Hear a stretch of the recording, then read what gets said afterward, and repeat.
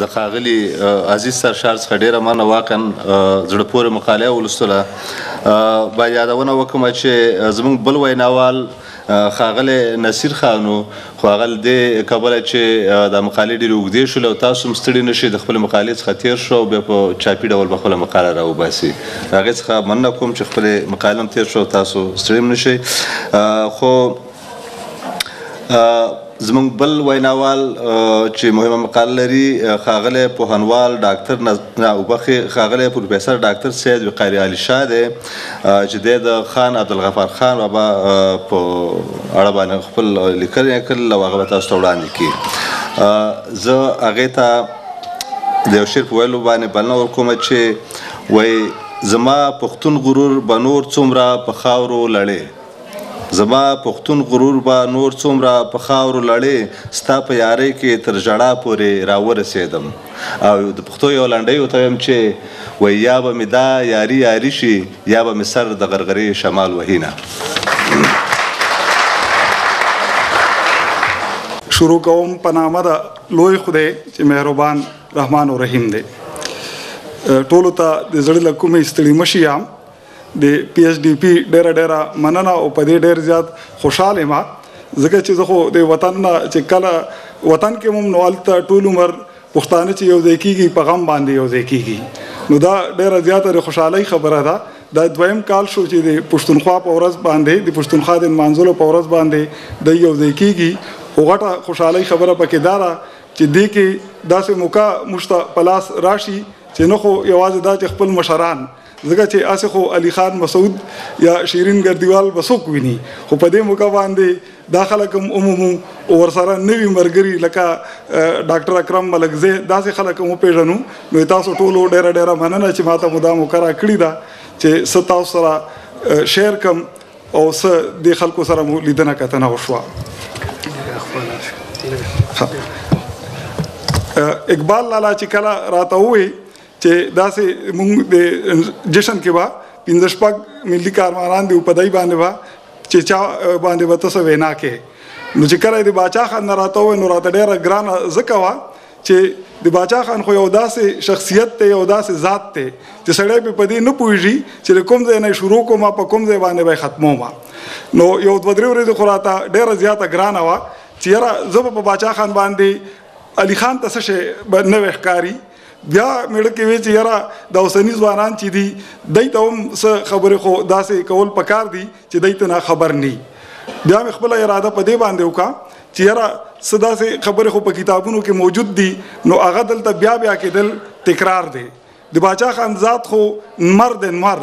او د نمر رڼا خو هر چېرته رسېدلې ده. نو زه صرف دا نه یم چې باچا خان یوازې د پښتنو لیډر دی، یوازې د پښتنو دپاره لارښود دی، د باچا خان ذات خو نن ټولې دنیا باندې څرګند دی.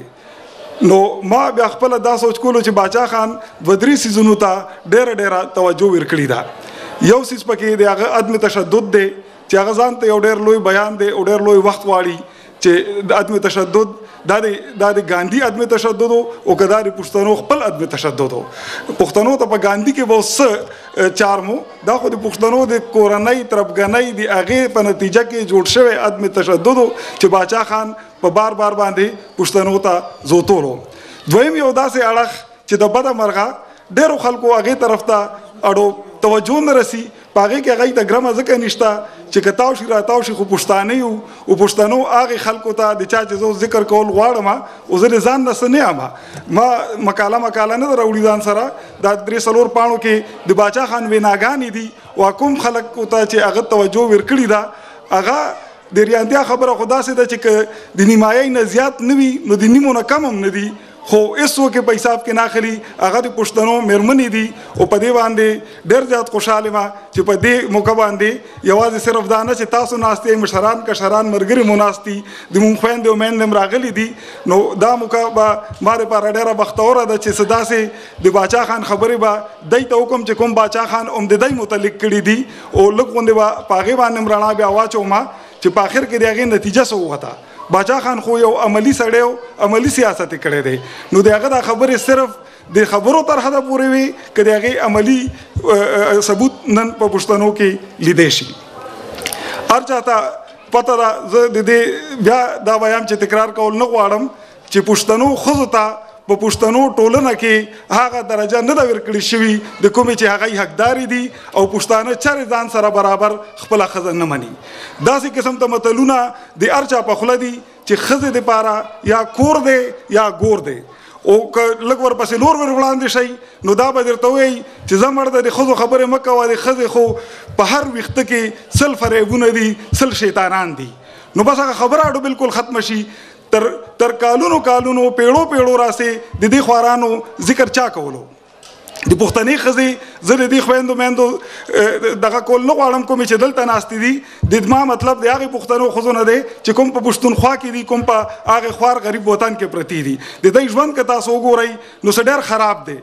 د کور د کارونو نه والې سهار وختي په توره شپه به دی پاسي د کور کارونه شروع کېږي د خټکنامې زه خپله د خټکنامې ما په خټکنامه کې خو خاشاک هم راړي اوبه راړي د موږه د کرک د هغې ځایونو کې چېرته چې کویان نشته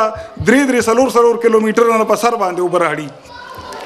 زمیندارو کورونو کې د ځمکو ذمهواري دي د څاروو ذمهواري دي او ټولو کې اخر لا دا چې کله چې جنګ جګړې شي نو په سنګرونو کې خاوندانو ته او بچو ته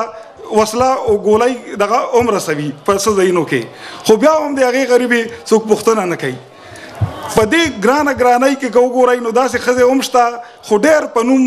په یو څو ښځې دي چې د هغوی ذکر په کتابونو کې موجود دی ځکه چې هغوی د کور په دې چال دیوالۍ کې خپل ځان یې د دې جوګه مونږ ته ښودلی دی چې هغوی هم د موږ نه په هېڅ حالت کې څه کمې نه دي. د خوشحال بابا لور وا حافظه حلیمه خټکه د میرویس بابا مور وا نازو بیبي داسې نیکبخته داسې نورې څه زرغونه بیبي داسې نورې څه صاحبي دیوانې شاعرانې شته دی خو د هغې نه علاوه دا خو یو څو کسانې دي چې په ګوتو په شمېر باندې یادېږي که تاسو وګورئ نو پښتنو ښځو ته تعلیم چا ورکولو د سړو تعلیم نه د ښځو غریبانانو چا خیال ساتلو. 2 کسانو په 20مه پیړۍ کې د پښتنو د ښځو د تعلیم دپاره څه ناڅه حرکت او عملي قدمونه پورته کړي دي. په 2 کې یو ته د حالاتو وخت ورنکو ډېر لږ وخت کې هغه ډېر کیسې کتارې روانې کړې وي خو هېڅ یې ونه کړی شو او بل باچا خان دی. ړومبی چې کوم زه یادول غواړم هغه امان الله خان دی چې امان الله خان د بره پښتنو هغوی دپاره خو باچا مو خو ورسره که تاسو وګورئ نو داسې ګامونه یې پورته کړي دي چې تر ننه پورې هغه په هغې باندې ستایله کېږي. خو د بده مرغه هلته د هغه وخت سره حالات ورته داسې جوړ کړی شو د چا په لمسه چا جوړ کړو صرف پردي نوم خپل په خپل افغانستان کې هغه داسې په مخه کو چې هغه امان الله قسم وخوړو چې دې خاورې ته به زه بیا ژوندی نه راځم. هغه صرف د انګریز نه خفه نه دی تللی د خپلو خلکو نه تللی دی. زه هغې تفصیلاتو ته نور نه تلل غواړم د تاریخ پاڼې که څوک کتل غواړي هر څه پکې موجود دي. باچا خان دلته چې کومې هلې ځلې کړي دي هغې طرف ته به لږ غوندې راځم خو د هغې نه مخکې صرف یو درته دا ویل غواړم چې په 20مه پیړۍ کې په کوزه پښتونخوا کې تعلیم ډېر کم و. په 1000 کې 56 سړي تعلیم یافته حسابولی شوي دي او د ښځې صرف 8 په 1000 کې 8 ښځو تعلیم کولو او په دې 8 ښځو کې زیاتې چې وګورئ 15 چې دي دا هندوانې او سیکانې دي. 1 یا 2 پښتنې ښځې په 1000 کې نو دا خو اډو څه حساب نه دی که نه. او دا هم هغه ښځې چې چاته ګلستان او بوستان ورتلو یعنې نور تعلیم به نو انګریزي تعلیم نه خو واسم موږ خلک لرې تښتېدو نور تعلیم نو ګلستان او بوستان چې چا ویلی شو یا د فارسۍ جنګنامې یا د امام حسین او د یزید کیسې کتارې هغه دی په خوانده ښځو کې حساب کړي دي نو هغه د 8 په 1000 کې نو په دا خو د تعلیم حالو. آریا کنیا سکول په نوم باندې په ډیرو کې شروع شو بیا رالو دا د هندوانو سکولونه پښتانه هغې کې په نش برابر وو. باچا خان سره د نورو ډیرو کیسو چې کله انجمن جوړ کو په اپریل 1921 کې نو په هغې کې دام غټه خبره وه چې د تعلیم شوق د ژبې سره او د تعلیم شوق پیدا کېدل. لکه ما چې څنګه ووایي چې هغه عملي سړی و که تاسو دا لوستي قسم په هر چا لیکلي دي هر چا ذکر کړی دی چې کله چې هغه سکول ته ماشومان استول شروع کو نو د انجمن اصلاح الافاق نه لاندې چې کوم سکول مدرسې آزادې مدرسې چالو شوې